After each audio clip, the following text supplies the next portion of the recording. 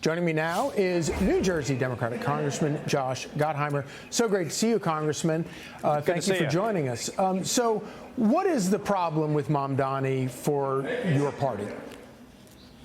Well, I think, as you just said, I think his policies do not comport with our party, right? He wants to not only increase taxes, and he's refused to condemn anti-Semitic phrases like globalizing intifada, and if you look at his whole agenda, there's many things in there that are rooted in socialist policies because he's an unabashed socialist, and that's not a Democrat. And so I think what we need in the Democratic Party is common sense, problem solvers who want to get things done, who want to make life more affordable for people, and he's not, that his agenda clearly is not in line with the Democratic Party.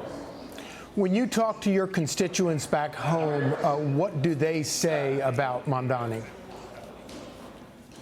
Well, listen, I live right near New York City, so you hear a lot and you see a lot.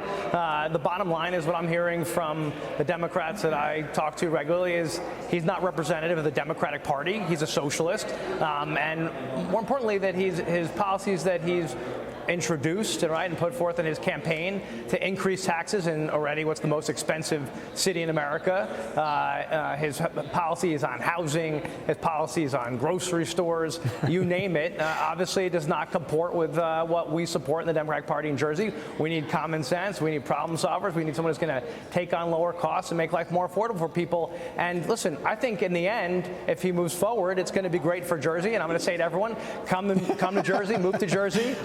It's the best place in America. We welcome you, welcome those jobs, welcome people. But, you know, we're not socialists. You don't have to go all the way to Florida. You can just sort of stop off on the first exit across the river. Come on, man. Come to Jersey. It's a great place. Right across the bridge. Not to go too far out on a limb. I'm sort of doubtful that government-run grocery stores are going to work out real well for people, but who knows? You know, one of the things, though, that and I agree with this somewhat, that you even hear conservatives say about Mamdani is that he's talking to people about things like the cost of living, the cost of housing, and things like that, that a lot of particularly young people who have sort of been imbued with a lot of the socialism nonsense that they get from universities today, that he at least sort of talked to them about these issues, and that both Republicans and Democrats have kind of failed to talk about those things. Could mainstream Democrats do a better job of talking about those issues? Listen, it's something that I think we should be talking about every single day, how to make housing more affordable for folks, how to get rents down.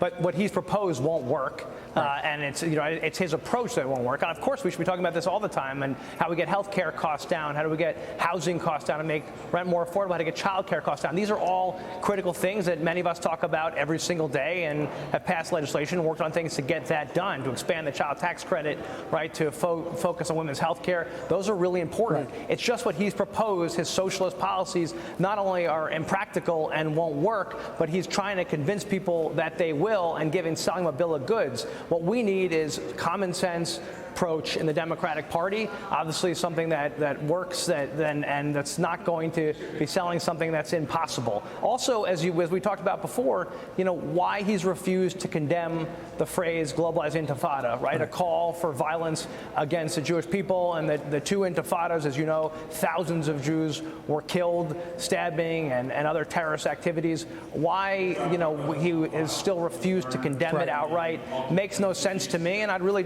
like to understand that. Right. Congressman, thank you so much for joining us. Thanks for having me. Yep. Hey, it's Will Cain. Click here to subscribe to the Fox News channel on YouTube. It's the best way to get our latest interviews and highlights. And click to subscribe to the Will Cain podcast for full episodes right now.